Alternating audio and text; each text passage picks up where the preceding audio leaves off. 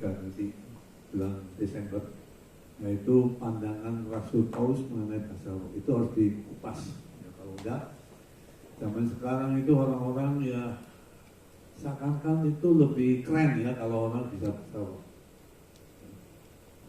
Ya, saya sendiri juga udah mengalami bahasa roh, bahkan di mobil, di Avanza 2 kali ya, lalu saya ganti mobil Yaris 1 kali.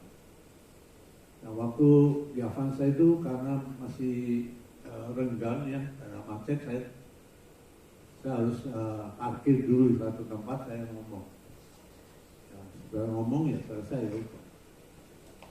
Maka itu nanti juga saya akan membagikan, sharingkan pengalaman saya, bagaimana bisa dapat azaro ya.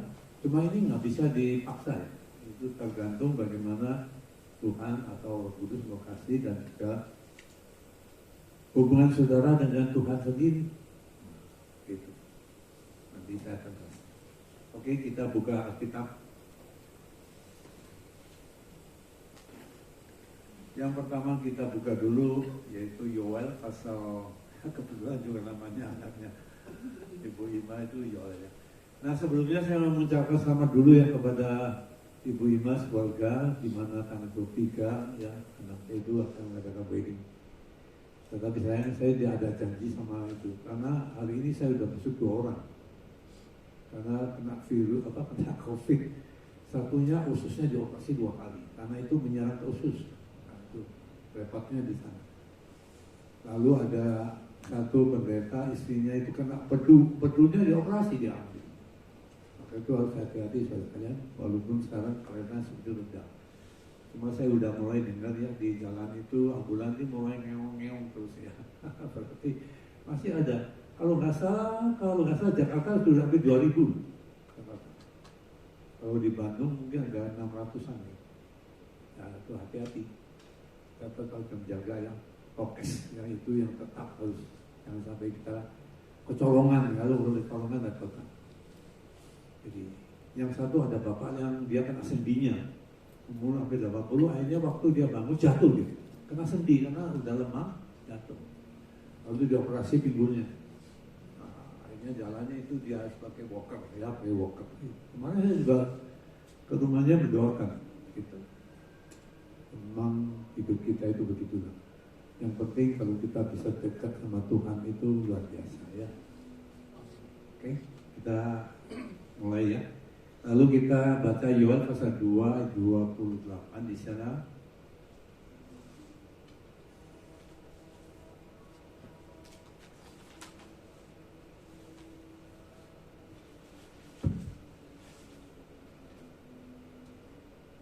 Kemudian daripada itu akan terjadi bahwa aku akan mencurahkan rohku atas semua manusia. Maka anak-anakmu laki-laki dan perempuan akan bernubuat. Orang-orangmu yang tua akan mendapat mimpi, teruna-terunamu akan mendapat penglihatan-penglihatan. Cuma di sini nggak disebut pasal roh, ada. Itu janji Tuhan dari waktu zaman Yoel udah kasih nubuat bahwa nanti Tuhan itu akan mencurahkan Roh Kudus. Nah, kemarin waktu hari Pentakosta itu kita juga sudah tahu ya di dalam Yohanes pasal 16 itu. Karena Tuhan Yesus juga mengatakan, aku mau pergi, jika aku tidak pergi, maka Roh Kudus tidak akan datang. Jadi kehadiran Tuhan Yesus itu bukan seperti zaman dulu serta fisik, tidak bisa. Maka itu harus Roh Kudus itu bisa menjangkau, bukan hanya di tempat ini, di seluruh dunia. Hebat nggak ya? Hebat kalau kita lihat. Roh Kudus itu luar biasa. Di mana semua orang berdoa pada Tuhan, Roh Kudus dengar. Dan juga Roh Kudus akan menolong. Bahkan Roh Kudus akan ya, memenuhi kita. Wah, hanya satu orang, ratusan ribuan, jutaan bisa. Nah itu dulu saya umpamakan seperti listrik kan. Listrik kan bisa lampu di mana seluruh dunia pun akan nyala kan. Benar. Cuma Roh Kudus bukan listrik. Yang ini hanya perumpamaan aja. Nah itu kehebatan Tuhan di mana dia sudah janji karena Yesus sudah menunaikan tugasnya selesai. Jadi sekarang ada tugas Roh Kudus menyertai kita. Maka Roh Kudus itu bukan juru selamat tuh, jangan ya. Roh Kudus sekali lagi saya mengatakan bukan juru selamat, karena dia tidak mati untuk kita. Yang mati untuk kita juru selamat itu Yesus.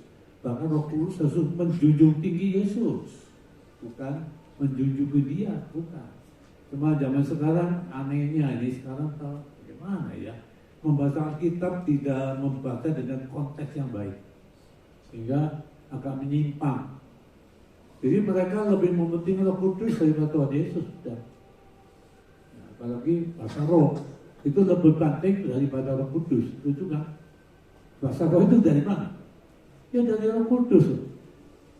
Bukan roh, bahasa roh yang dipentingkan, Roh Kudus diabaikan. Salah, itu udah konsepnya udah nggak benar semua ya. Ya, nanti untuk sesi yang ketiga itu saya akan bahas melalui pandangan Rasul Paulus yang benar. Loh, bahasa roh itu apa itu? Memang panjang lebar itu. Nah, maka itu harus hati-hati. Nah, ini yang kedua, Kisah Rasul pasal 2 ayat 1 sampai 4 pernah juga saya bacakan di sini. Ketika tiba hari Pentakosta, semua orang percaya berkumpul di satu tempat. Tiba-tiba turunlah dari langit suatu bunyi seperti tiupan angin keras yang memenuhi seluruh rumah di mana mereka berkumpul, dan tampaklah kepada mereka lidah-lidah seperti nyala api yang bertebaran dan hinggap pada mereka masing-masing. Maka penuhlah mereka dengan Roh Kudus, lalu mereka mulai berkata-kata dalam bahasa lain. Ingat dia itu bahasa lain. Seperti yang diberikan oleh Roh Kudus itu kepada mereka untuk mengatakannya. Ketika turun bunyi itu, berkerumunlah orang banyak, mereka bingung karena mereka masing-masing mendengar rasul-rasul itu berkata-kata dalam bahasa mereka sendiri. Itu bahasa yang kita pakai di negeri asal kita. Ini bahasa disebut bahasa yang bisa kita ngerti. Pada waktu terjadi itu sudah digenapi di dalam hari Pentakosta, ya, setelah Tuhan Yesus naik ke surga 50 hari. Ya, maka itu disebut hari Pentakosta itu 50 hari. Lalu bahasa yang bisa dimengerti pada waktu mereka ngomong-ngomong itu mereka sudah mengerti. Orangnya dulu, kenapa ini kok bisa bahasa Arab? Tuh, kok bisa bahasa saya ini? Nah, ini juga salah satu ya, nanti saya juga akan mengatakan ini salah satu jenis bahasa roh. Terus terang, zaman waktu Nimrod ya, kalau kita baca kejadian itu, Nimrod itu satu pahlawan yang luar biasa. Dia mendirikan menara yang tinggi supaya semua manusia itu tidak berpisah, berkumpul. Akhirnya Tuhan mengacaukan bahasa mereka kan. Nah, di dunia itu udah hampir atau nggak bisa dihitung bahasa itu ya. Yang resmi bahasa negara, yaitu bahasa Indonesia negara, Inggris. Nah, Inggris menguasai bahasa dunia. Oh, bahasa yang aneh-aneh. Bahkan bahasa China pun sebenarnya di dalam dunia bahasa China itu yang paling sulit. Ada bahasa yang sudah punah, yaitu seperti apa? Mesir. Bahasa punah. Ya, hilang. Walaupun secara mereka itu dibuat tahu. Ya, karena mereka itu menyembah berhala, menyembah iblis. Ya, zaman Firaun itu. Jadi bahasa mereka hilang. Jadi pakai bahasa Arab. Kenapa? Karena Tuhan itu janji pada Abraham itu tetap harus memberkati anak yang disebut dari Hagar, itu Ismail. Aneh kan? Ya, itu otoritas Tuhan, kita nggak bisa ngomong. Orang Islam pun dia menyembah Tuhan.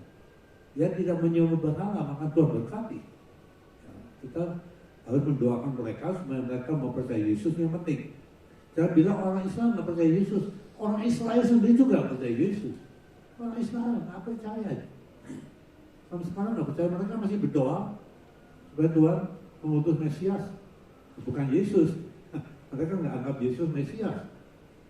Cuma karena Yesus itu sudah menjelajahi seluruh daerah Palestina ya, sehingga tempat itu dijadikan sebagai apa? Para wisata supaya betapa banyak duit, aja gitu aja, hanya gitu aja. Oleh karena itu, kalau kita melihat akhirnya Tuhan memecahkan manusia itu supaya bisa tersebar ke seluruh dunia. Sekarang sudah tersebar di pelosok manapun, bahkan di kutub utara pun ada yang tinggal. Jangan bilang di tempat daerah timur tengah yang panas, yang paling dingin pun juga ada yang tinggal. Aneh kan? Itu semua udah menggenapi rencana Tuhan di dalam dunia ini. Sebenarnya rencana Tuhan yang paling besar itu adalah keselamatan yang Tuhan berikan. Ya, bahkan Tuhan itu sangat mengasihi manusia ya. Manusia itu siapa ya? Kalau kita pikir, wah kita itu gagah, hebat, besar itu. Pada pandangan Tuhan itu kita itu debu. Ya, kalau kita melihat langit aja ya, seperti yang dikatakan oleh Daud di dalam Mazmur pasal 8 itu. How great doa. Bagaimana kehebatan ciptaan Allah itu. Karya Allah itu. Wah. Kosmos itu gedenya warnanya. Ya bintang galaksi itu hanya galaksi bintang kita aja. Itu nggak bisa dihitung itu. Kalau kita mikirkan, apalagi malam kita lihat kelip-kelip dari bintang itu, kebesaran Allah itu lebih besar dari kosmos. Lalu manusia diciptakan bumi ya. Bumi itu seperti kita lihat itu gede sekali, padahal bumi kecil. Lalu manusia, nggak kelihatan. Kalau kita naik kapal ya, betul nggak dong? Udah naik, makin naik, ketika lihat rumah-rumah, mobil-mobil, jalan pakai terus naik ke atas tinggi. Nggak kelihatan manusia. Karena Allah manusia itu, cuma kasih Tuhan itu wah hebatnya bagaimana. Sampai mau utus anaknya itu jadi debu seperti kita. Nah ini, kasih Tuhan itu kalau kita pikir. Kadang-kadang kita sendiri merasa nggak layak untuk menerima kasih Tuhan. Itu kita harus konsep ini kita nanam ya. Nah, nanti kita itu bisa lebih dekat pada Tuhan. Apalagi kalau Roh Kudus benar-benar memberikan kepada kita itu bahasa roh, itu beda. Kita itu lebih dekat. Nempel sekali. Oke? Nah, sekarang kita coba bahas lagi. Penyertaan Roh Kudus itu adalah janji Allah sekali. Khususnya kepada orang yang sudah percaya jelas. Jadi peranan Roh Kudus yang pertama itu seperti yang dikatakan Yesus, dia itu akan mengutus roh penghibur, Parakletos. Ya. Roh Kudus itu dia memberi satu yang paling hebat itu menghibur manusia, apalagi manusia di dalam keadaan susah, apalagi dalam keadaan menderita, apalagi dalam keadaan duka. Nah, hanya Roh Kudus yang bisa memberi penghiburan. Benar, karena kita mengalami cukup banyak masalah dalam hidup kita. Tapi kalau kita ada Roh Kudus, begitu nikmatnya bukan main. Jadi kita itu bisa lebih kuat untuk menghadapi kehidupan yang makin hari makin sulit. Terus makin sulit. Lalu Roh itu juga Tuhan Yesus bilang dia itu akan membimbing kita mengenal kebenaran. Apa kebenaran itu? Kayu salib. Kayu salib itu susah dipercaya loh. Bagaimana kita bisa percaya orang digantung itu gimana ya? Apa pengharapan orang digantung untuk manusia? Apa? Nggak ada. Bagi orang Yahudi itu adalah apa? Lemah. Maka itu orang Yahudi nggak percaya. Bagi orang Yunani, orang filsafat itu ada bodoh. Tapi bagi Tuhan itu kuasa. Ada lagi. Tuhan tidak punya cara lain untuk menyelamatkan manusia hanya melalui kayu salib. Ada lagi. Maka itu kita setuju kayu salib. Saya coba. Karena orang itu tidak mengerti ya. Orang digantung bisa nolong kita itu gimana? Nah, maka itu Roh Kudus akan membimbing kita supaya kita tahu. Nah, karena Yesus yang sudah mati di kayu salib, bukannya dia mati, tapi dia setelah kubur dia bangkit menjebolkan kuburan. Nah, ada manusia itu menjebolkan kuburan, nggak ada. Di seluruh dunia termasuk pemimpin negara, raja atau apa nih, pemimpin agama. Ya. Tulangnya masih di kuburan. Hanya Yesus kuburnya kosong. Karena dia bangkit, karena dia hidup. Hebat sekali ya. Kalau kita sudah memilih Tuhan Yesus begini, kenapa kita mau betul-betul saya adalah dia? Harus mengikuti ya. Aneh, karena juga saya melihat yang lebih aneh itu muridnya Tuhan Yesus satu menyangkal Yesus 3 kali, tapi untung dia bertobat. Kalau yang satunya saya milih sebenarnya itu apa Yudas? Sayang. Kalau dia kembali kepada Yesus, Yesus mau terima dia? Ya pasti mau. Karena Yesus sudah di dalam kayu salib perkataan pertama, ampunilah, kan sudah diampuni. Itu jalan pintu surga yang sudah dibuka oleh itu. Tapi kasihan tuh Yudas. Yang dipikir duit aja. Sayang kalau saya lihat duit. Murid yang tetap disayangi sampai akhirnya Yesus itu sudah kasih petunjuk ya supaya dia bisa bertobat waktu di dalam perjalanan terakhir. Tapi dia mengeraskan hati, ya, mengkhianati Tuhan, menjual Yesus dengan 30 keping perak. Itu harga orang kerja itu 1 tahun. Karena saya habis pikir ya, orang hidup bersama Yesus, berkhotbah Yesus, melihat tanah mujizat Yesus, menyangka Yesus, bagaimana? Kita nggak pernah lihat Yesus. Maka Yesus bilang berbahagia orang yang tidak melihat aku, tapi dia percaya. Itu lebih berbahagia daripada orang yang hidup bersama Yesus, melihat Yesus, dengan khotbah Yesus, melihat tanda mujizat Yesus, tapi tidak percaya. Itu lebih celaka. Benar. Oke. Jadi peranan Roh Kudus yang pertama itulah. Jadi dia itu membimbing kita supaya kita bisa mengenal kebenaran kayu salib itu apa sih. Saya yakin saudara-saudara sudah mengerti ya. Kedua itu menyertai kita sampai ke sudah alam. Tapi Tuhan menyertai kita itu bukannya sudah dia naik surga, tapi dia masih seperti yang di dalam Ibrani, dia itu tetap mendoakan untuk kita.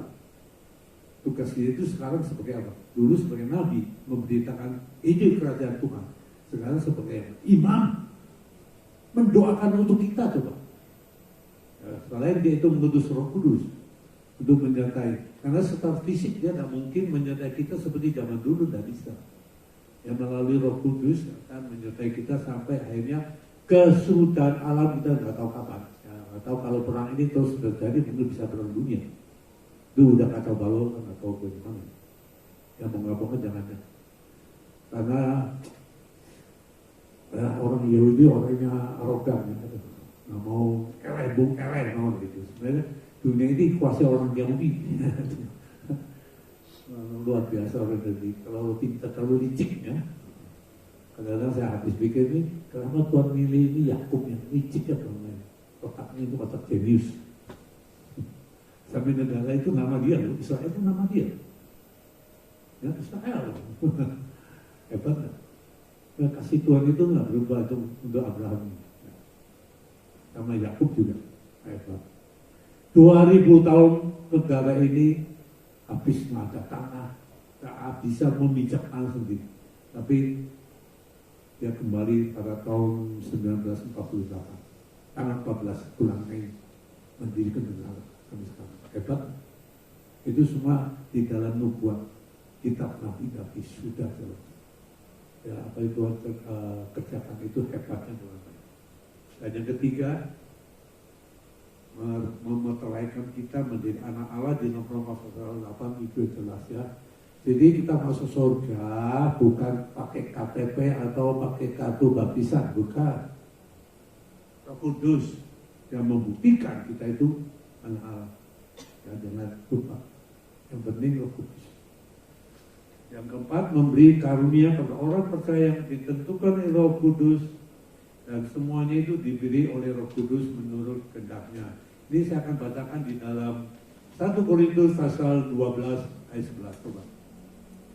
Tetapi semuanya ini dikerjakan oleh Roh yang satu dan yang sama, memberikan karunia kepada tiap-tiap orang yang secara khusus. Nah, semuanya khusus, seperti yang dikehendakinya. Bukannya dikehendaki oleh kita sendiri, bukan. Tuhan itu akan menentukan siapa yang layak yang diberi karunia ini. Nah, ini penting sekali. Nah, sehingga kita itu harus tahu bahwa Roh Kudus itu akan memberi karunia. Bukan menurut kehendak kita, tapi menurut kehendak Dia. Maka itu kita juga tahu bahwa bahasa roh itu juga salah satu karunia Roh Kudus. Ya. Saya akan bacakannya di dalam 1 Korintus pasal 12 ayat 8 sampai 10. Sebab kepada yang seorang roh memberikan karunia untuk berkata-kata dengan satu hikmat. Dan kepada yang lain roh yang sama memberikan karunia berkata-kata dengan nomor 2 itu pengetahuan. Kepada yang seorang roh yang sama memberikan yang ketiga itu iman.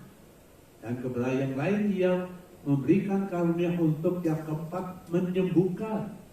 Kepada yang seorang roh memberikan kuasa untuk kelima ini mengadakan mujizat. Dan kepada yang lain yang memberikan karunia untuk yang keenam bernubuat. Dan kepada yang lain ia memberikan karunia untuk yang ketujuh membedakan macam-macam roh. Jadi bisa membedakan macam-macam roh. Kepada yang seorang ia memberikan karunia untuk yang kedelapan berkata-kata bahasa roh. Dan kepada yang lain lagi ia memberikan karunia yang untuk yang ke-9, nomor 9 menafsirkan bahasa roh. Jadi kita kalau sudah baca tadi, kalau bahasa roh itu karunia yang nomor berapa ya? Nomor 8. Sama yang ini apa, yang menerjemahkan itu nomor 9. Urutannya bukan nomor 1, bukan yang penting. Tidak. Karena bahasa roh itu gini, kalau kita ucapkan tidak bisa membina jemaat, nggak bisa. Maka itu Rasul Paulus sendiri ya bilang, saya nggak bisa berbahasa roh itu ribuan. Ya, tapi kalau dia bahasa roh untuk dikatakan pada semua orang, apakah mereka mengerti? Mengerti. Maka dia lebih baik saya menggunakan kata yang 5 kata yang bisa dimengerti oleh manusia. Itu lebih penting daripada bahasa roh. Nah, coba kalau saya lihatnya bagaimana kerja mana saya nggak tahu lah. Ya, pernah saya itu ikut satu kebaktian, satu wedding, satu pernikahan di Aruna itu, bikin gereja gede. Karena anggota saya menikah sana. Langsung pendeta naik itu udah mulai wala-wala. Aduh kok wala-wala itu apa itu? Dan langsung itu saya sampai dalam hati saya itu agak sedikit awal. Ini langsung itu yang ngomong gini wala-wala. Ya seperti dia itu seperti wah suci, wah hebat itu, belum apa udah pakai bahasa roh gitu. Orang-orang katakan dia itu hebat gitu. Nah, wala-wala itu apa? Bahasa roh bukan begitu. Dan juga mereka itu, kalau yang saya tahu ya, mereka itu mengatakan bahasa roh itu gitu. Hanya itu kata-kata itu aja. Hanya kata-kata itu aja, nggak ada hal lain. Kalau bahasa roh asli bukan begitu. Nanti hari ini kita ngomong ini, besok kita dapat itu lain lagi. Bukan yang ini, kita beda lagi. Aneh kan? Kenapa harus? Nah, maka itu kalau menurut saya sendiri ya mungkin mereka itu apakah benar itu Roh Kudus masuk atau memang dikasih oleh Roh Kudus atau bukan, atau mereka pikir sendiri. Nah itu kita hanya Tuhan yang tahu. Oleh karena itu kalau kita melihat karunia Roh Kudus bukan satu yang penting ya, yang penting itu masih ada. Hebat. Dan yang pertama itu hikmat. Nah, itu penting. Itu. Cuma saya akan bahas kalau enggak terlalu panjang lebar. Nah oleh karena itu saudara sekalian, kalau kita sudah mengerti ya, jadi Roh Kudus itu yang penting bukan juru selamat, itu Parakletos, roh penghibur. Ingat, yang kedua itu dia roh membimbing kita, roh kebenaran supaya kita mengerti ya, kebenaran kayu salib itu tidak mudah diterima oleh kita. Nah, hanya Roh Kudus yang bisa membimbing kita. Nah, sehingga kalau kita sudah ya mengerti, nah sekarang kita akan masuk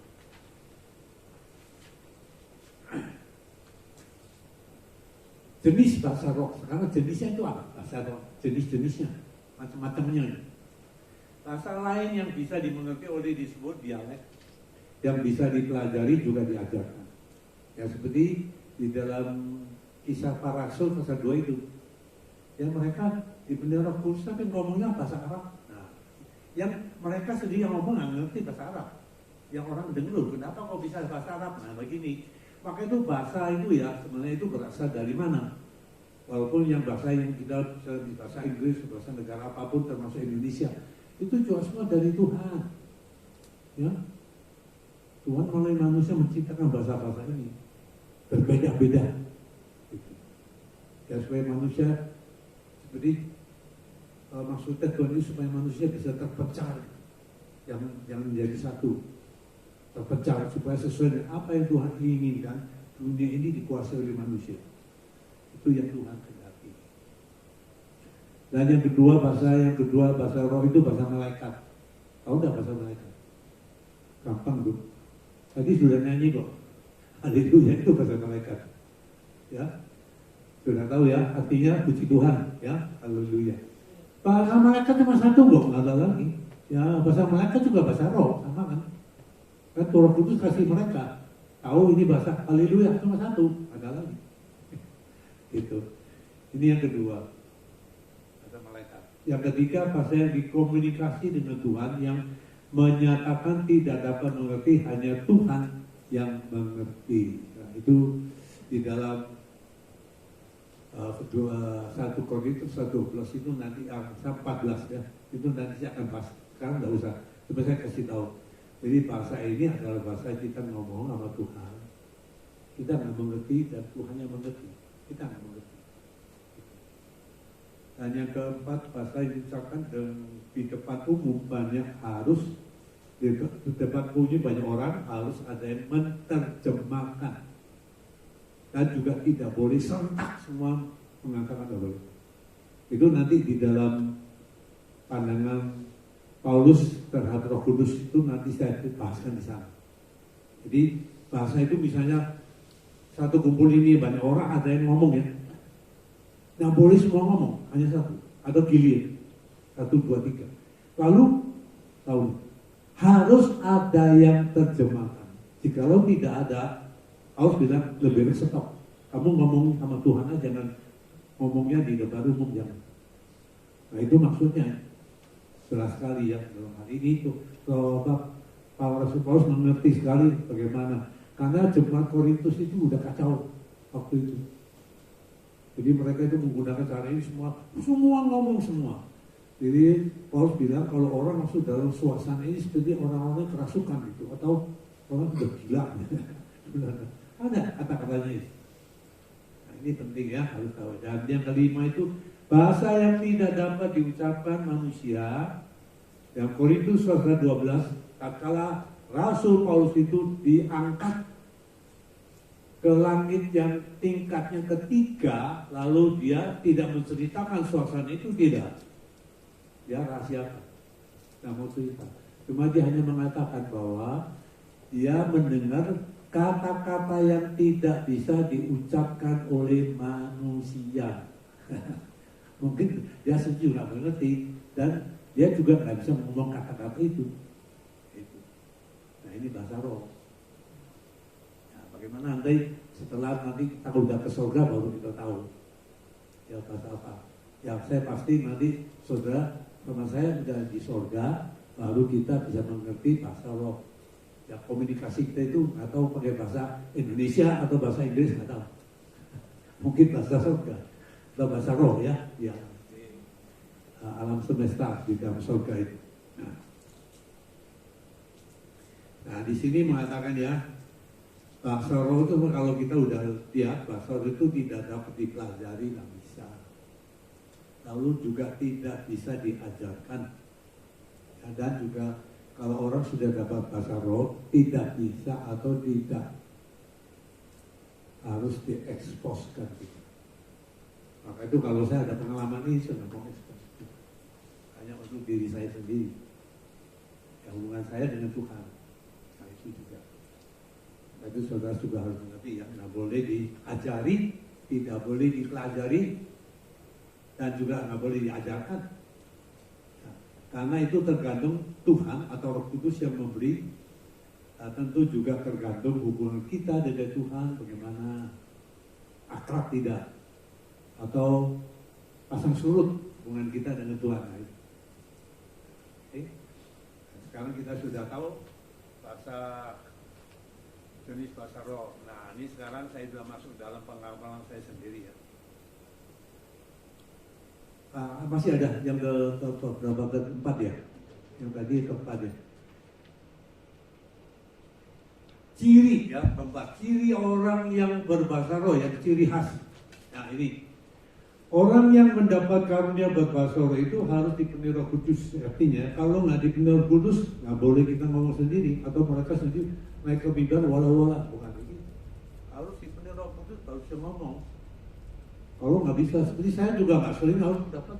Pas kalau saya dengar lagu, ya apalagi waktu menjelang Natal atau menjelang hari Jumat Agung, ya saya dengar lagu, nangis.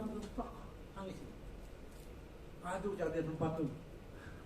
Kalau di rumah saya dulu kan gede, gampang saya ngomong aja. Ya pernah saya waktu ngomong itu ditepak-tepak sama istri saya. Karena istri saya takut saya kesurupan. Wah, akhirnya stop itu. Benar, stop itu. Dia nggak ngerti deh. Ya udah, saya juga nggak mau debat udah. Ya, maka itu cari tempat yang jangan diganggu. Kalau mengganggu jangan. Kalau di mobil sendiri ya paling bagus di mobil, nggak ada ganggu.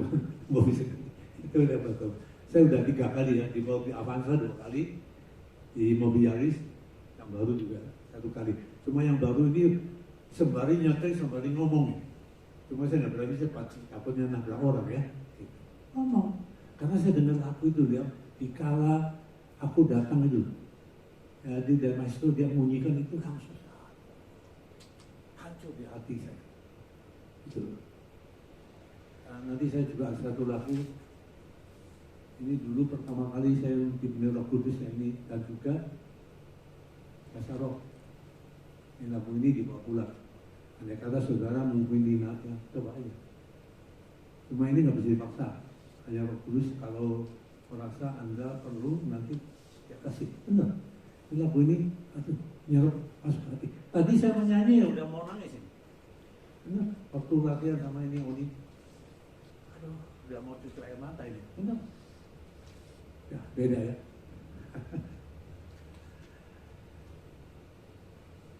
Ya orang yang dipenuhi Roh Kudus ya tidak boleh apa mengatakan diri atau mengulangi bahasa itu, tidak bisa diberi Roh Kudus. Jadi bahasa roh itu bukan tiap kali diulang-ulangi yang kata-kata itu, tidak. Ya, beda. Yang hari ini kita ngomong dengan yang lain ini ada beda lagi. Nah, maka itu kadang-kadang orang kalau baca Alkitab tidak dengan tepat itu begini. Dan juga mereka juga dia belum ketemu orang yang punya pengalaman yang benar di dalam orang yang bisa berbahasa roh ini. Nah, ciri khas orang yang dapat bahasa roh itu, 1, tidak sombong, merasa lebih suci dari orang lain. Ini. 2, rendah hati, lapang dada, penuh belas kasihan, mudah memaafkan, suka menolong dan memberi. 3, ciri tidak iri hati, benci, suka marah, tamak, menipu, bertengkar, dendam, munafik, dengki, banyak-banyak. Dosa yang masih dalam hati kita kalau belum keluar, ya, Roh Kudus juga mungkin langsung mungkin. Yang 4, tidak tamak, suka berbuat amal, tidak mengasihi dunia tetapi hanya mengasihi Tuhan Yesus. Nah, ini saya sudah kasih tahu ciri-ciri khas. Ya, jadi ciri khas itu dia itu memiliki hati yang lapang. Maka sekarang saya akan masuki pengalaman saya kasih tahu. Pertama saya kasih tahu dulu ya, orang dipenuhi Roh Kudus atau yang bisa berbahasa roh itu, ya orang dipenuhi Roh Kudus berbeda dengan orang yang gila atau yang di kesurupan atau dirasuk setan, beda. Orang yang gila masih bisa diajak doa itu.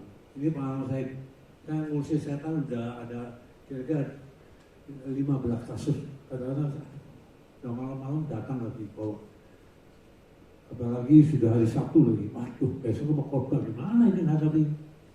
Ya, tapi Tuhan ya bisa membantu saya. Cuma sekarang saya pikir ini karunia kan bisa stop ya Tuhan.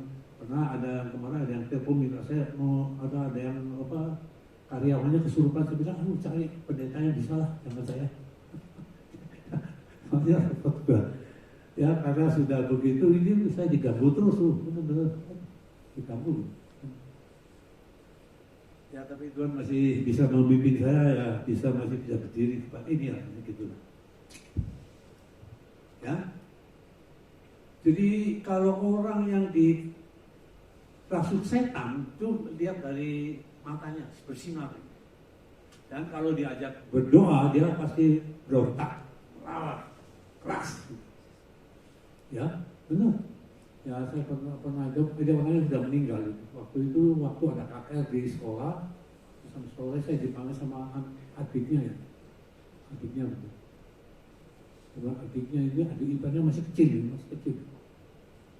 Bahwa ada apa tuh? Dia bilang kalau disebut kakak iparnya itu kesurupan di rumah di sana ya. Saya bilang saya belum siap ya. Ya bagaimana udah nanti ada saya ke sana gitu. Sudah saya pulang, saya sudah mandi, saya sudah berdoa dulu. Ya tentu hanya baca firman Tuhan ke rumahnya, kacau balau semua barang-barang yang kaca-kaca itu hancur semua itu. Sampai dia itu gelut sama itu mertuanya lagi di tanah lagi gelut sekali. Maka itu kalau orang rasa setan lagi lari-lari jangan kita tengking, nggak bisa. Kita harus nyanyi terus sampai dia itu golet yang ya rebah. Sampai dia nggak bisa apa-apa, langsung kita tengking. Saya bilang jangan bawa kamu orang ini, kamu tidak berhak. Kira-kira 10 menit akhirnya lepas. Kalau dia bangun dia nggak tahu. Padahal waktu dia sepak saya, yang dia sepak loh. Waktu saya ketemu dia itu dia sepak loh. Dia cuma nggak tahu. Ya orang dirasuk setan dia semuanya hilang. Alam pikirannya sudah nggak ada. Tapi kalau yang gila itu masih ada. Orang gila. Dan juga orang gila itu lebih gampang dirasuk setan. Begitu. Yang pengalaman saya yang ada yang gitu-gitu. Wah banyak kaki. Mau cerita nggak bisa-bisa. Oke. Jadi orang yang Roh Kudus itu ya, aduh, udah. Brainnya, otaknya itu masih jalan. Dengar ada dari jaringan telepon atau klakson atau orang lagi jalan-jalan masih dengar, biasa, dia masih ngomong nih, masih sehat gitu, otaknya nggak seperti orang gila atau rasuk setan kehilangan. Ada. Nah, sudah itu kan kita dalam keadaan yang kita itu harus sujud kepada Tuhan. Jadi kita nggak pikir yang lain, semua harus fokus kepada Yesus. Dimana kita harus mengerti bagaimana kasih Dia itu hebatnya bukan main. Sampai Dia itu adalah datang dunia ya, jadi seorang bayi seperti kita. Kalau mau dibunuh, lalu Dia berbaring di suatu tempat yang tidak layak, palungan. Ya apakah saudara mungkin anak atau cucu kawin palungan? Nggak ada. Nah itu kita pikir. Waktu kita berdoa itu kita mikir sejarah Yesus dari waktu dia bayi. Tapi kita pasti hancur ya. Apalagi dia waktu di kayu salib itu. Di sana dia akan waktu Yesus masuk. Kita itu nangisnya bukan main. Ada nangis, kadang-kadang bisa nyanyi, kadang-kadang bisa teriak keras sekali. Emang itu kadang-kadang ya itu kalau rumah kita berdampingan seperti saya di rumah Sumbersari kan dekat nempel-nempel gitu ya. Saya nggak berani kadang-kadang kalau sudah ngomong saya pakai anduk yang tutup ini, tapi saya nggak mau lepas. Ya dia ngomong supaya anduk tutup ini, anduknya itu bisa tidak bisa menutupi suara yang keras gitu. Gitu. Ya. Sampai itu kalau rumah saya di Ranca Bedang lebih gede ya, saya bisa cacat itu gampang. Saya lepas gitu. Nah setelah itu kita itu merasa hati kita itu seperti samudra besar. Sudah nggak mikir apa, nggak ada di dalam hati itu udah nggak ada apa-apa. Ya di sana kita itu apa? Langsung fokusnya kepada Yesus. Kita itu luar biasa, sudah nggak ada mikir apa-apa, hanya mikir satu Yesus. Dan juga hati kita itu udah begitu lapang, segala benci, dendam, itu iri itu sudah nggak ada. Kita itu ada orang berbuat kita baik puji Tuhan, tidak berbuat baik tetap bersyukur dan sukacitanya gini, sukacita itu nggak bisa dia ngomong lah ya, kecuali kau sendiri merasakan. Saya udah merasakan ya. Maka yang pertama itu ya harus membuang dosa-dosa dalam hati dan segala pikiran-pikiran yang kurang baik. Jadi fokusnya itu hanya kepada Yesus. Dan lebih baik itu secara pribadi aja di satu kamar yang tidak diganggu atau yang tidak mengganggu. Itu paling bagus. Saya juga waktu di Hong Kong kan saya 1 tahun dia belajar di sana dapat master. Saya di ruang musik itu ya, itu kan gede sekali. Nah di sana saya berdoa kena. Lalu saya diundang khotbah, lalu tinggal di satu rumah orang. Kalau rumah Hong Kong itu kan dia pakai apartemen. Tembok-temboknya itu tebel-tebel. Nah, saya di sana ngomongnya, itu lama ini. Bisa tahu. Ngomong. Begitu sukacitanya buat main. Ya.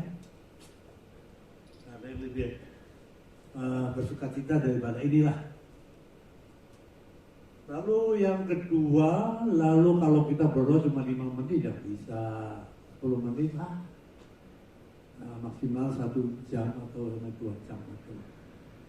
Lalu bisa nyerap dalam hati kita. 10 menit nggak bisa. Saya berdoa itu karena jam-jaman.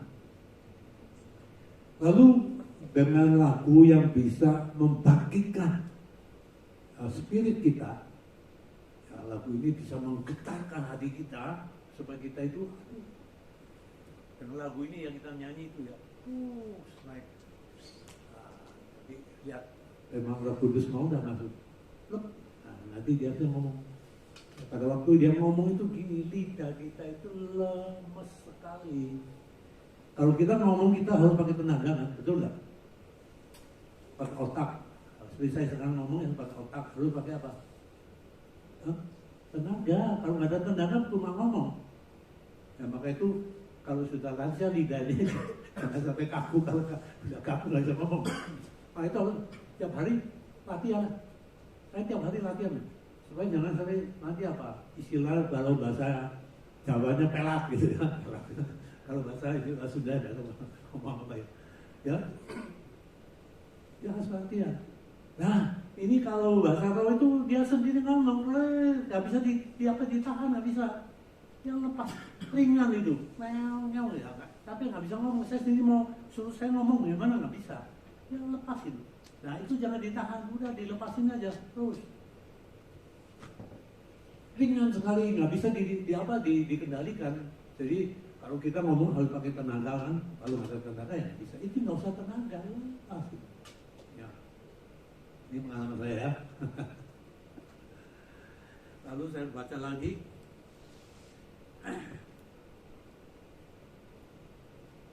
Nah, bahasa roh ini gini, yang aslinya tiap kata ada yang panjang, ada yang pendek. Lalu dalam setiap kata itu ada nama Jesus. Lalu ada haleluyanya. Nah itu pasti itu, pasti waduh sudah ngomong kita Jesus. Haleluya, itu pasti. Ada kata yang pendek, ada kata panjang. Nah, itu. Jadi bukan seperti mereka bilang wala-wala, bukan, ya, bukan itu. Bukan. Jadi tiap kali kalau kita udah dapat bahasa roh ini, hari ini dan yang hari yang lain beda bukan yang itu. Oke? Ya supaya kita bisa tahu lah ya. Dan kita itu harus merelakskan badan kita, ya, sehingga kita itu sangat dibawa ke satu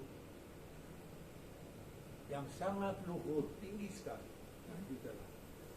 Nah, itulah supaya kita itu bisa bagaimana hanya penuh dengan apa? Penuh dengan kasih, belas kasihan, ya. Lalu hati kita itu lapang.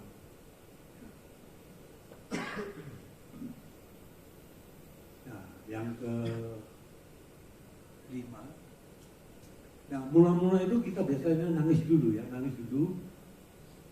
ya karena kita udah mikirkan kasih Tuhan itu, jadi kita bisa nangis merasa kita itu ada manusia berdosa, kita harus mengaku dosa juga ya. Jadi merasa kebesaran kasih Allah itu, dipikirkan ke sana, ya, oke? Lalu jadi kita tahu bahwa tiap kali doa belum tentu ada bahasa roh, belum tentu. Seperti sekarang saya berdoa juga nggak ada bahasa roh. Bahwa seperti yang sekarang kalau tiap hari bahasa roh itu nggak benar. Dan itu tidak sesuai dengan firman Tuhan. Itu nanti kalau Kudus masuk pasti ada. Kalau Kudus nggak masuk, ya tidak ada. Kamu nggak bisa bikin sendiri. Ya, maka kalau sudah ada pengalaman ini, jangan anggap kita itu seperti orang suci, seperti abdi Allah, hebat gitu. Atau yang Superman, bukan. Hanya sebagai manusia biasa, masih biasa. Seperti saya biasa. Semua orang biasa. Jadi Rasul Paulus dia juga kadang-kadang mujizat ada, tapi dia masih biasa, orang biasa. Dia tidak merasa diri itu seperti itu. Ingat ya? Oke, semoga Tuhan pimpin kita. Ini saya hanya kasih pengalaman. Karena saya juga berdoa kepada Tuhan, mohon Tuhan pimpin saya. Umur saya kalau 4 tahun lagi ya, 80 udah cukup. Buat benar saya berdoa. Kalau saya hidup sampai tua kasihan. Kayak gitu banyak. Anggota saya yang tua-tua yang saya umur 105 tahun, 102 tahun, aku kasihan. Lebih baik ya seperti Ibu Lili gitu. Langsung cepet. Ya. Ketemu sama Tuhan Yesus. Ya langsung. Itu yang saya harapkan. Oke? Nah sekarang saya ajak kalian menyanyi lagu ini. Menyanyi 2 kali, nanti saudara ikut ya. Ini nyanyi ini, waduh benar-benar. Kalau saya maunya ini terus bisa bahasa bukan jangan ya. Saya nyanyikan, saya langsung aja dengan katanya. Yesus sama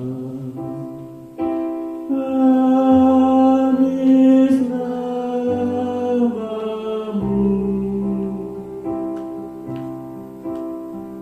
Kau tak berubah, namamu juga sebab itu ku cinta Yesus.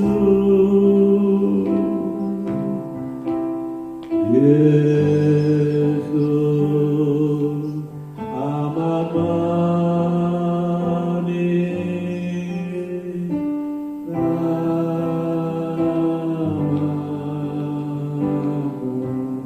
Jadi ketuk aja. Kalau bisa lebih baik dipanjang-panjang lebih bagus. Jadi bisa nyerap ke hati kita ya. Nah saya menyanyi 1 kali lagi, nanti saudara juga ikut saya nyanyi. Yesus sama manis namamu,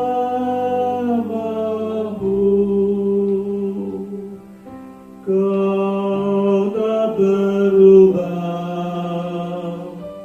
namamu juga sebab itu ku cinta Yesus. Yesus amat manis namamu. Mari kita nyanyi. Yesus sama manis namamu, Kau tak berubah,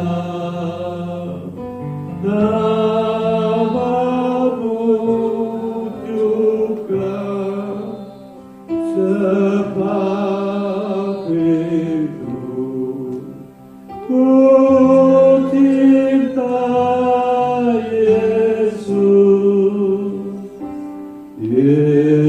Yesus amat manis namamu.